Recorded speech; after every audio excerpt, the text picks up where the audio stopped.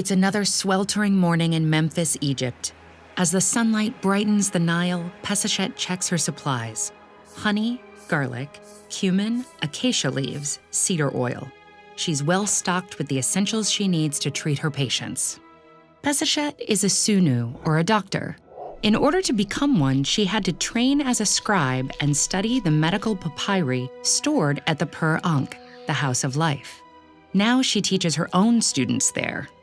Before teaching, Pesachet has a patient to see. One of the workers at the temple construction site has injured his arm. When Pesachet arrives, the laborer's arm is clearly broken. And worse, the fracture is a sed with multiple bone fragments. Pesachet binds and immobilizes the injury. Her next stop is the House of Life. On her way, a woman intercepts Pesachet in the street. The woman's son has been stung by a scorpion. Pesachet has seen many similar stings and knows exactly what to do. She must say an incantation to cast the poison out. She begins to recite the spell, invoking Serket, patron of physicians and goddess of venomous creatures. Pesachet recites the spell as if she is Serket. This commanding approach has the greatest chance at success. After she utters the last line, she tries to cut the poison out with a knife, for good measure. Pesachet packs up to leave, but the woman has another question. She wants to find out if she's pregnant. Pesachet explains her fail-safe pregnancy test. Plant 2 seeds, 1 barley, 1 emmer. Then urinate on the seeds every day. If the plants grow, she's pregnant. A barley seedling predicts a baby boy, while emmer foretells a girl. Pesachet also recommends a prayer to Hathor, goddess of fertility. When Pesachet finally arrives at the House of Life, she runs into the doctor-priest Isesi. She greets Isesi politely, but she thinks priests are very full of themselves.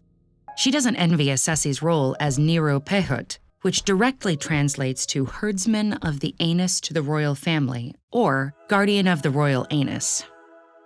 Inside, the House of Life is bustling as usual with scribes, priests, doctors, and students.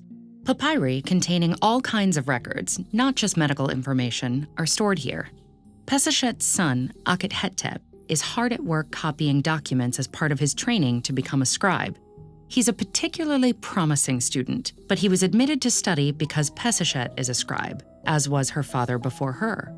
Without family in the profession, it's very difficult for boys and impossible for girls to pursue this education.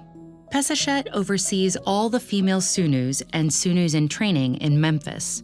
The men have their own overseer, as the male doctors won't answer to a woman. Today, Pesachet teaches anatomy. She quizzes her students on the metu, the body's vessels that transport blood, air, urine, and even bad spirits. Pesachet is preparing to leave when a pale, thin woman accosts her at the door and begs to be examined. The woman has a huge, sore lump under her arm. Pesachet probes the growth and finds it cool to the touch and hard like an unripe hemat fruit.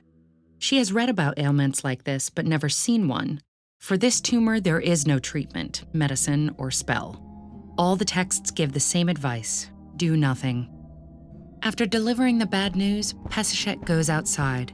She lingers on the steps of the House of Life, admiring the city at dusk. In spite of all her hard work, there will always be patients she can't help, like the woman with the tumor.